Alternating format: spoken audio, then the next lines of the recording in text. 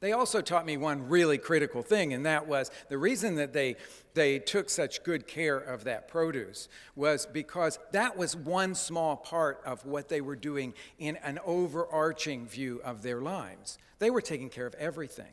And they taught us that they were sustainable farmers. They were organic farmers. And for them, that meant that they took as much care of the ground, of the earth that they grew in, as they did that beautiful lettuce that they brought to our restaurant. And that's when they taught me about sustainability. So I had started with this desire for great flavor because I knew that it did something inside of me, but I'd gone all the way now to understanding that that great flavor came from people who took care of the earth in a specific way, that had a real commitment to taking care of the earth. Now, the lettuce farmer's husband taught me a lot of lessons as well. By this point, this guy's in his 80s. And he used to laugh when we would say, yeah, but what do we do in the wintertime? He said, I grew up on a farm in this area back in the 20s. We grew everything all winter long. And all of the new farmers had not grown up with that. They thought we had to bring everything in from far-off lands. And he used to say, oh, we had so many different ways to deal with the growing of things 12 months of the year. And he started telling me all these things, and I think, why aren't we doing anything like that? And just a couple months later, another farmer that we had been buying a little bit from knocked on the door, and he had this package of lettuce. He had this package of spinach, and it's February. And I said to him, wait, where'd you get that spinach? It's, you can't grow. And this guy's farm's just across the border into Wisconsin.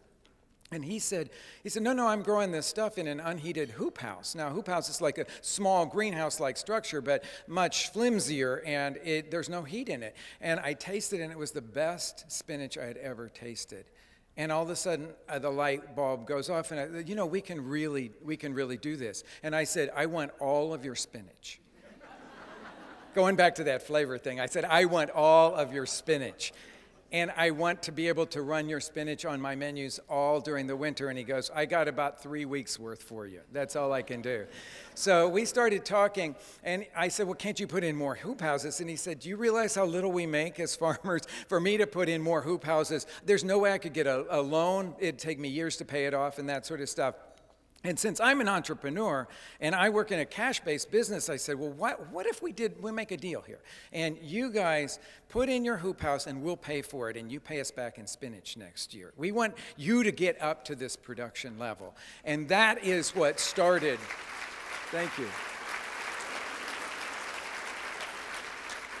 That is what started the idea, the nugget, that became the Frontera Farmer Foundation, which now supplies capital improvement grants to small Midwestern farms to help take them from that rocky state of fiscal ability to survive into something that's much more stable, that's much more sustainable. And as an entrepreneur, I look at sustainability as having a very strong financial component to it. If these farms can't make a living, then we're nowhere. We have no products. We have nothing to work with, as Jerry was saying before.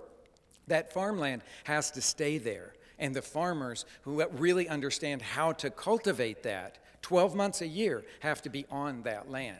And so what we have tried to do step by step with the Farmer Foundation is to give the little nuggets that will help these farmers to grow and to become not only more profitable, but more productive, so that you'll find all of their goods on the market shelves at the farmers markets and in the restaurants.